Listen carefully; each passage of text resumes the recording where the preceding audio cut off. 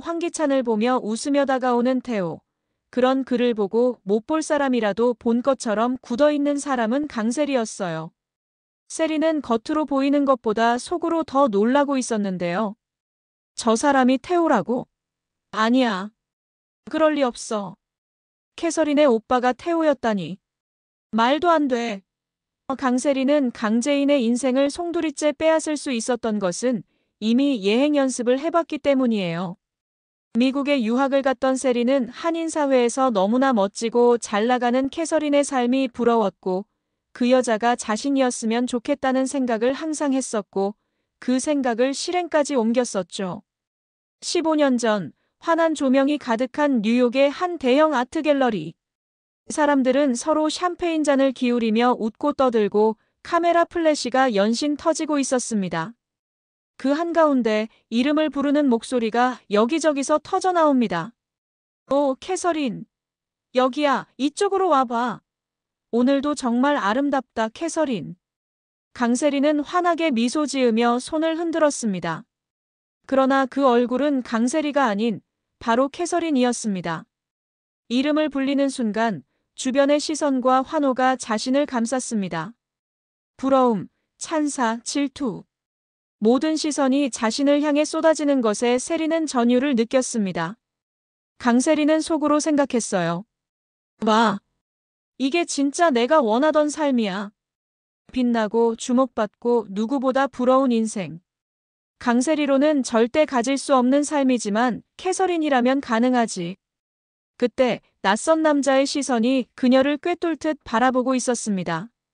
세리는 그 시선을 따라 고개를 돌렸고 검은 슈트를 입은 젊은 남자가 차가운 눈빛으로 자신을 바라보고 있었습니다.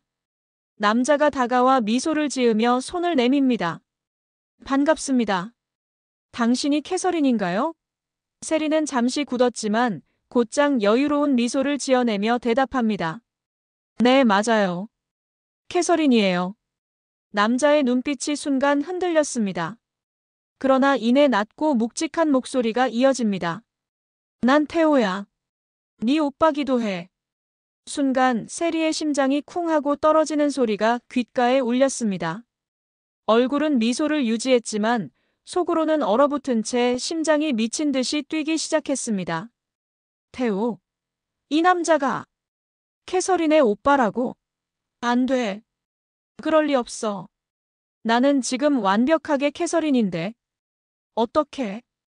어떻게 오빠가 있다는 걸 왜 나한테 이야기하지 않았던 거야? 세리는 억지로 웃으며 말을 이어갔습니다. 무슨 말씀이신지 모르겠네요. 당신이 내 오빠라니요? 전 오빠가 없어요. 하지만 태호의 눈빛은 이미 싸늘하게 식어 있었습니다. 그는 고개를 천천히 끄덕이며 차갑게 속삭였습니다. 내 눈빛, 목소리. 아무리 흉내내도 넌 내 여동생이 아니야. 세리의 등줄기를 식은땀이 타고 내려갔습니다. 주변의 환호는 여전히 이어지고 있었지만 그녀의 귓가엔 심장 소리만이 쾅쾅 울렸습니다.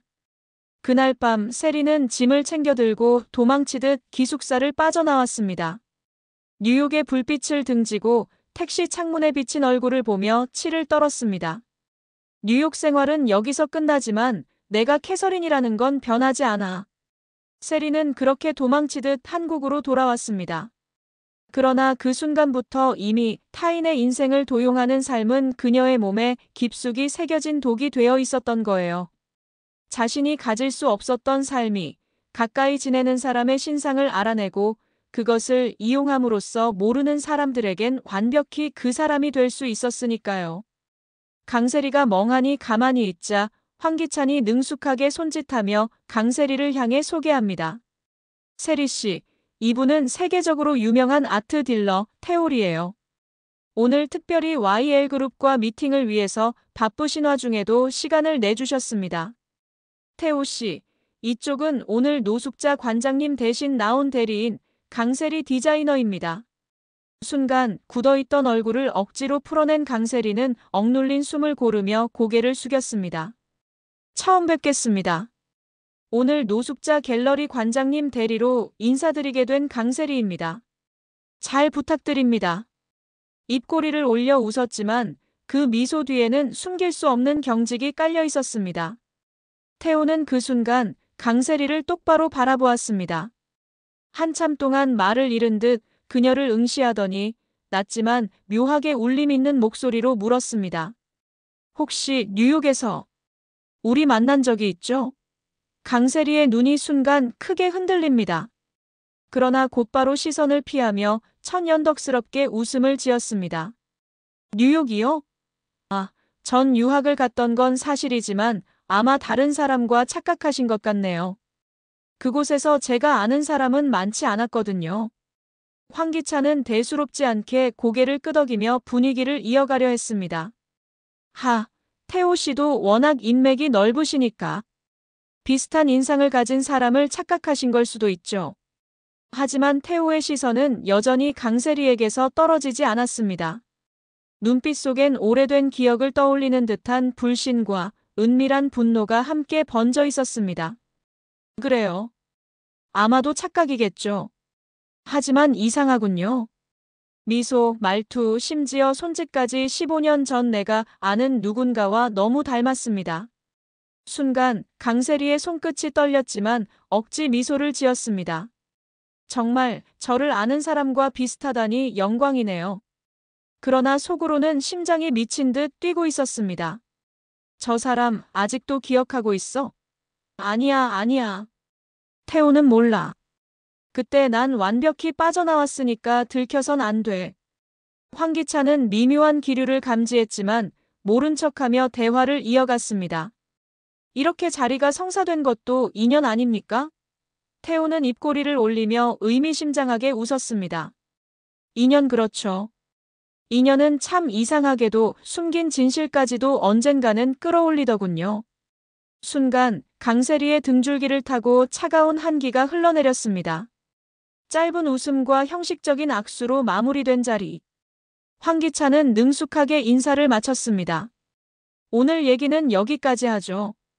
태호 씨, 다음번엔 더 깊은 대화를 나누는 걸로 하시죠. 황기찬과 강세리는 나란히 호텔을 빠져나갔습니다.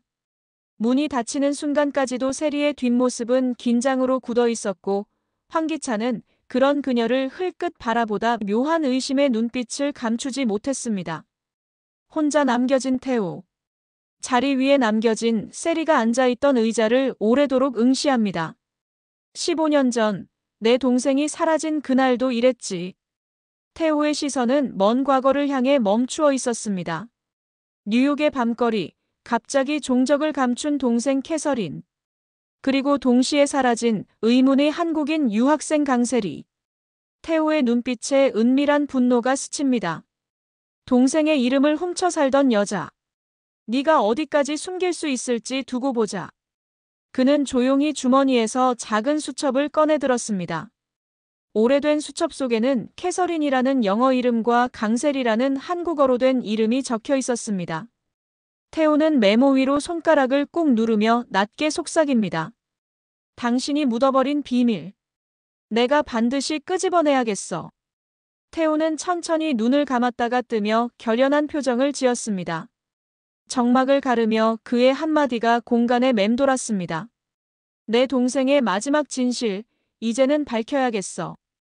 재미있게 시청하셨다면 구독, 좋아요 부탁드리겠습니다. 지금까지 시청해주셔서 감사합니다.